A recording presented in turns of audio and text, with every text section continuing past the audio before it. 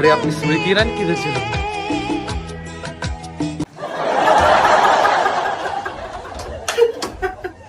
वो स्मृति ईरानी है, इधर पे मैं मारा मारी हुई है ना, मारी हूँ। चलो दोस्तों, एक्चुअली बहुत पॉपुलर डिमांड थी तुम सब की कि तुम लोगों को घर देखना था। एक वक्त तक हम लोग घर किसी को दिखा नहीं पा रहे थे दुनिया को, क्योंकि हम लोग एकदम कचर कुंडी के जैसा घर रखते थे, इतना डेंजर रखते थे कि एक बार मेघा धाड़े को हमने घर पे बुलाया था।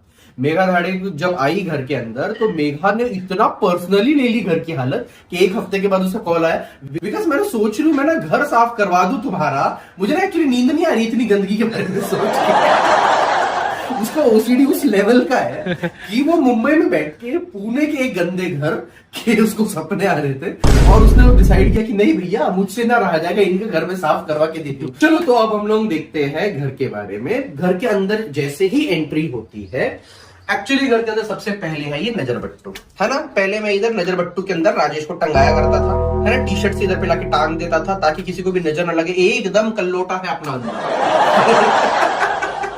पर उसके बाद उसका काम वाम चालू हो गया, वर्क फ्रॉम होम खत्म हुआ तो ये लाके लगाना पड़ गया, बट इससे नजर लग जाती है। राजेश को टंगाया ना तो बिल्कुल नजर नहीं लगती थी भैया हम। फिर उसके बाद जैसे ही हम लोग अंदर आते हैं, देखो मोस्ट ऑफ द चीजें जो घर के अंदर है उनका कुछ ना कुछ सिग्निफिकेंस है। जैसे कि ये ड्रैगन जो है, इसको राजेश ने एक्चुअली, ये तुम लोगों को पता है इंडिया में ड्रैगन तो हुआ नहीं करते थे और चाइना के अंदर अपने ड्रैगन्स हुआ करते थे, है ना। और राजेश की जो परिवार है उसका चाइनीज फैमिली से बहुत बड़ा नाता है, सबके सब पहले चाइनीज हुआ करते। अब जोक्स अपार्ट, एक्चुअली ये जो ड्रैगन है ये it's symbolizes acceleration in life. Acceleration मतलब कि अपनी जो लाइफ है उसमें ग्रोथ देता है फेंग शुई के हिसाब से। इसको ढूंढने के लिए बंदा 2 या 3 महीने तक पूरे पूना के अंदर ढूंढ रहा था और finally we found it. I think Aurora Towers के पास कोई तो भी मॉल है, उसके पास से ही लेकर आया था। And this is very expensive, मतलब बंदा मुझे इतना एक्सपेंसिव गिफ्ट देगा ये मैंने सोचा नहीं था। हाँ, बट वो मुझे यूजुअली एक्सपेंसिव गिफ्ट देता है। एग्जाम्पल के लिए ये जो चेन दिख रही है मुझे, हाँ ये कुछ 7 ग्राम की चेन थी गोल्ड की, जो उसने मुझे मेरे बर्थडे पे दिया था। हाँ, उसके बदले में फिर मैंने उसको 2 चॉकलेट दी थी, पता है कैडबरी की, इतनी महंगी गिफ्ट चॉकलेट क्या। फिर उसके बाद यहाँ पर है अपने पास हनुमान भगवान। Now there is a reason कि ये जो है अपने पास ये हमने लगाया साउथ की तरफ फेस करके। रीजन मैं तुम लोगों को बताता हूँ। अपने अगर तुम साउथ डायरेक्शन को तुम लोग देखोगे, मैंने गैलरी में कई बार तुम लोगों को दिखाया है, तुम लोगों को नीचे दिखेगा एक वेल है ना, कुआं दिख रहा है तुम लोगों को। अब ये जो कुआं है basically vastu point of view से घर के साउथ डायरेक्शन के अंदर ऐसी कोई चीज नहीं होनी चाहिए, तो उससे कोई नेगेटिव एनर्जीज ना आए, इसीलिए साउथ फेसिंग हमने यहाँ पर हनुमान भगवान को लगाया हुआ है। चल, फिर उसके बाद हमारे घर का एक नगीना है।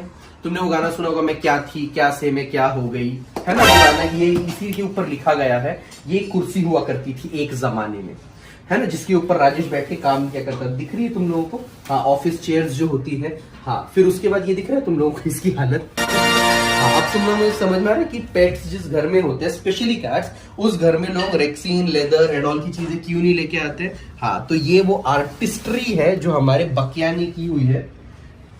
और हमारे आर्टिस्ट की शक्ल देख लो, ये है अपना वो आर्टिस्ट, है ना, फुल ऐसा मुर्गा पेल के सोया है ये बंदा, दिख रहा है तुम लोगों को, यो है ना। ये अपने पास हॉल, ये टेबल हमने अभी लेकर मंगाया हुआ है क्योंकि इसके अंदर बहुत सारे कपड़े डाले हुए, दिखा दो तुम लोगों को, ये दिख रहे हैं कपड़े, है ना।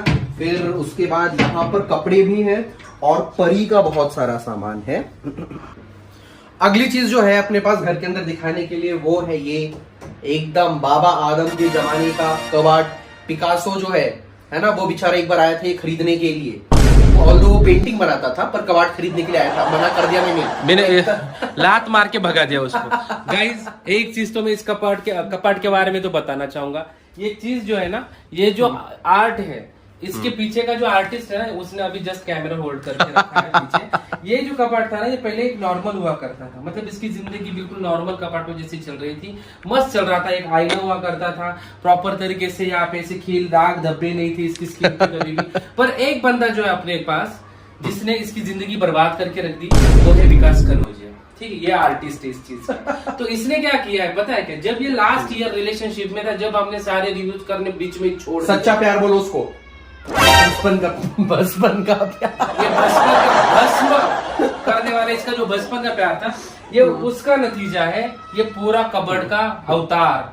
ठीक है, यहाँ पे एक आईना हुआ करता था, एक दिन उसका झगड़ा हो गया, जैसे ब्रेकअप के पहले नहीं कैसे तूफान आंधी आ जाती है, वैसे झगड़े चल रही थी। इस बंदे ने क्या किया पता है, मैं वहां पे अंदर काम कर रहा हूँ और अचानक से मुझको आईना टूटने की आवाज आ गई। भगवान, कैसे टूटा था वो, क्या फेंक के मारा था?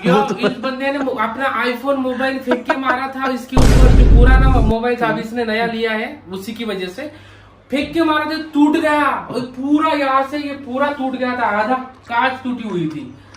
तो ये प्यार के नतीजे रहते, क्या वो नतीजे बोलेंगे ना? हाँ, इसीलिए मैं तुम लोगों को बोल रहा हूँ, लड़कों टॉक्सिक रिलेशन से दूर रहा करो। वैसे ये इसके बारे में क्या बोलना चाहोगे, ये ऊपर जो नगीने टंगे हुए हैं? ये तो शायद जब लोग है ना पूरा भूकंप आ जाएगा, धरती उसको अंदर संभालेगी, तब जब जो फॉसिल्स रहते हैं ना पुराने जानवरों के निकलते हैं, मैं तुम लोग वैसे उन लोगों को ये चीजें मिलेगी जब खोदेंगे ना जमीन। मैं तुम लोगों को बोल रहा था ना, हम लोग पहले कच्ची कुंडी में रहा करते थे, बस वो थोड़ी सी यहाँ पे शिफ्ट हो गई है। यहाँ पे है। चलो फिर अगली जो चीज मुझे तुम्हें दिखानी है, ये दिख रही है इधर पे, ये जो सिलेंडर पड़ा हुआ है कमर्शियल, इसके बारे में तो मैं एक्सप्लेन कर सकता हूँ। ये दिख रहा है इधर पे। तो यहाँ पे जो चीजें दिख रही है ना आपको, कुछ एक्स्ट्रा में पड़ी हुई है, ये जो सारी चीजें हैं, जैसे तुम सरकोगे तो लोगों को दिखाई भी देगा, इतनी बड़ी डिक्की लेके घूमता है घर के अंदर, कचर कुंडी का सामान गिरने लग गया है नहीं? तो वही तो मैं बोल रहा हूँ। ये पागल दिखाऊं मत, चिल्ला के स्कीम बता दो। अच्छा, छुपाने दो। तो यहाँ पे ये जो आपको सिलेंडर की बड़ी टंकी दिख रही है, कमर्शियल टंकी बोलते हैं इसको। यहाँ पे ये एक टेबल है, ये होटल के टेबल्स है, ये एक टेबल है, ये एक टेबल है, बाकी की सारे स्टूल्स एंड ऑल, ये सारी जो चीजें आपको दिख रही है।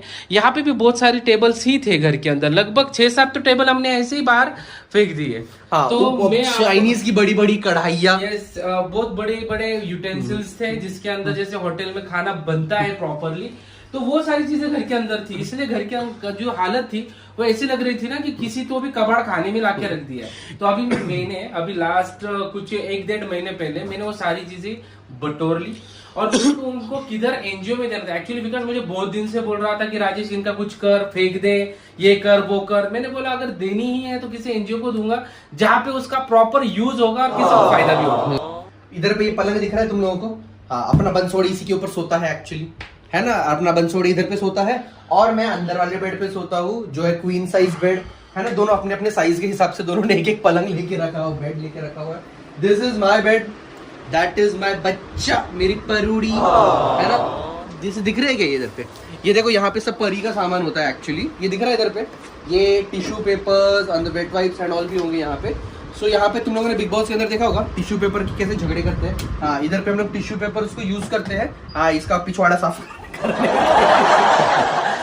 उसको जरूरत होती क्योंकि जो वेट वाइप जो रहते हैं ना उसकी वजह से वो गीली हो जाती है, उसके बाद तो फर वो ड्राई करने के लिए। या अब ये जो टेबल है इसके अंदर अगर तुम्हें दिख रहा हो, ये पूरी मेरी जो बुक्स है वो भरी हुई है। ये जो टेबल है इसका पूरा जो स्टोरेज है इसको हम लोग यूज कर रहे हैं मेरी बुक्स को यूज रखने के लिए। I hope you can see everything. मेरा लैपटॉप एंड ऑल है और इस टेबल के ऊपर है हमारा विजन बोर्ड। अब इस पे राजेश के सारे गंदे गंदे इरादों वाले विजन्स लगे हुए हैं, इसीलिए वो हम अभी नहीं दिखाएंगे। ये है अपने पास अपना टीवी जिसके ऊपर हम लोग बिग बॉस देखते हैं और बिग बॉस से ज्यादा हम लोग एक्चुअली खुद के रिकॉर्डेड वीडियोस देखते हैं। I love watching myself, मॉचिंग ही हो सकता है तो। I love watching myself on this TV. यहाँ पर मेरे गंदे गंदे कपड़े सब टंग रहे होते हैं। ये वो पैंट है जो मैं सुबह 6 बजे पहन के गया था। गंदा आदमी। और अच्छा थोड़ा आगे मत लो, अंडर मेरे दिख जाएंगे, तुम्हारी तो काली काली दिखेगी वो भी। क्यों? तेरी क्या गंदी बोल रहा कुछ भी बोल रहा है, सफेद जो काली हो गई। गैलरी का व्यू तुम लोगों को 1000 बार मैं दिखा चुका हूँ, फिर भी मैं फिर से एक बार दिखाऊंगा। It's a beautiful view and one of the reasons I love this place and I love this home. और इस घर की एक बहुत अच्छी चीज है, दिस हाउस इज 100% वास्तु के हिसाब से परफेक्ट। मतलब ये एकदम अल्ट्रा परफेक्ट हाउस है वास्तु पॉइंट ऑफ व्यू से। वो एक बहुत अच्छी चीज है जो मुझे इस घर के बारे में लगती है। अब घर के किचन के अगर बारे में तुम लोग बात करोगे, किचन दिखाते हैं हम लोग तुमको। किचन के बारे में तुम्हें क्या बोलूं कि आपका तो आप स्वागत है हमारे किचन में। यो हम लोग ऊपर का दिखाएंगे, नीचे तुम लोग देख के डर जाओगे। ये जो सामान है ना नीचे, ये भी होटल का ही है गाइस। एक्चुअली ये जो सारी चीजें, हाँ ये ओवन इधर का दिख रहा है ना, फिर ऊपर से वो टोस्टर एंड ऑल, ये सब होटल की चीजें हैं जो अभी हम लोग यूज नहीं करते। रेस्टोरेंट में डाली जो होटल नहीं रेस्टोरेंट, यस। फिर यहाँ पर तुम लोगों को तो पता ही है, मैं कोलंबी बनाता बैठा था last time. This is microwave oven जो हमने डाइटिंग के लिए लिया था, जिसपे जिंदगी में आज तक कभी भी डाइटिंग का कुछ बना नहीं है ना, ये तो मोटा करने के लिए ही बना हुआ है। और ये है अपना बंसोड़े। हाँ, कुछ मिला नहीं स्टैचू ऑफ लिबर्टी बनना चाहता हूँ। तो घर के अंदर ये भी तो चीज है ना, अपने घर को देखा है डिक्की गई की बड़ी डिक्की घूमती रहती है घर के अंदर, वो फटफटी वाली, सच में फटफटी वाली ही है। डुक्कर नाम की रिक्शा होती है। हाँ, वो राजेश ही ये है अपनी ड्राई बैल्कनी। अब साफ सफाई की बात मत करना, जितना साफ हो सकता था उतना हम कर चुके हैं। एक और इम्पोर्टेंट चीज है गाइस यहाँ पे, जो है हमारा व्हाइट बोर्ड, और इसके पीछे भी व्हाइट बोर्ड। अच्छा ठीक है।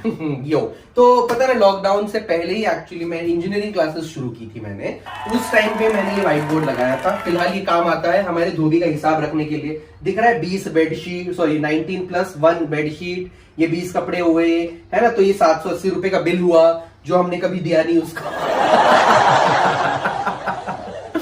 But this is actually all about our house. एक चीज मैं तुम लोगों को अपनी अपडेटेड चीजों के बारे में दिखाना चाहता हूँ। तुम लोगों को पता है हम लोग कितना अपडेटेड रहते हैं? 2 मिनट रुक जाओ। सबसे बड़ी अपडेटेड इस कैलेंडर को देखो आप लोग, आपको पता चल जाएगा कि हम लोग कितने अपडेटेड है कि नहीं।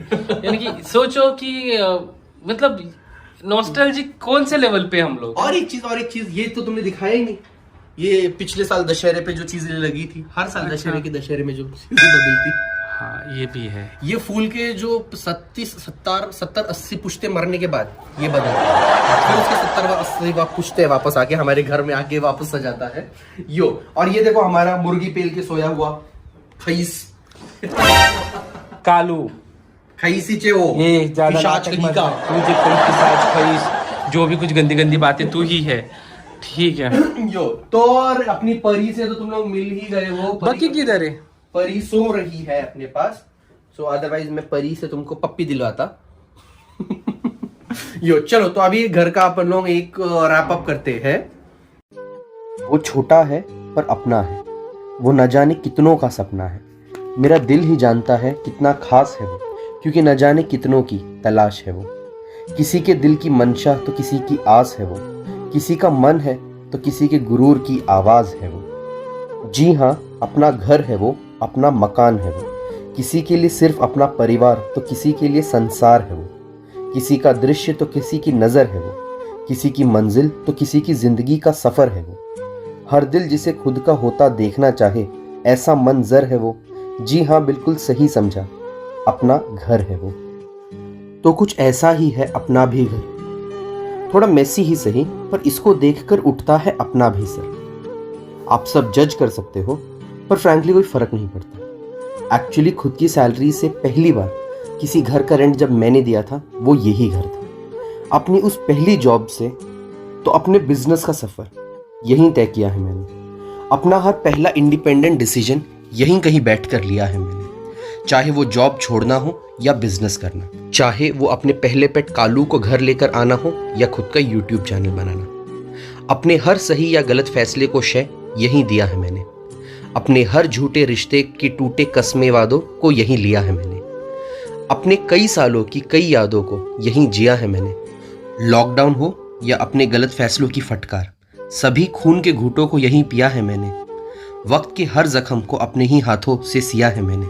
हाँ इस घर में लाखों यादों को जिया है मैंने। बरसों है तरसे ये सुना था, मगर हमसा कोई तरसा नहीं। मीलों चले तब हमने जाना, कोई ठिकाना घर सा नहीं। घर सिर्फ दीवारों से नहीं बनता, ये कुछ इरादों से बनता है, कुछ नियतों कुछ वादों से बनता है, कुछ कच्चे पक्के धागों से बनता है, कुछ अरमानों से बनता है। घर कुछ साथ निभाई शामों से बनता है। ये थी अपने इस छोटे से घर को महल की तरह देखने की हमारी नजर। आई एम श्योर आपने बहुत मेहनत से अपने घर को बनाया होगा और उससे भी ज्यादा नाजों से उसे सजाया होगा। हम कमेंट्स में आपकी कहानी ज़रूर जानना चाहेंगे। तब तक अपना ख्याल रखिए, मिलते हैं अगले व्लॉग में।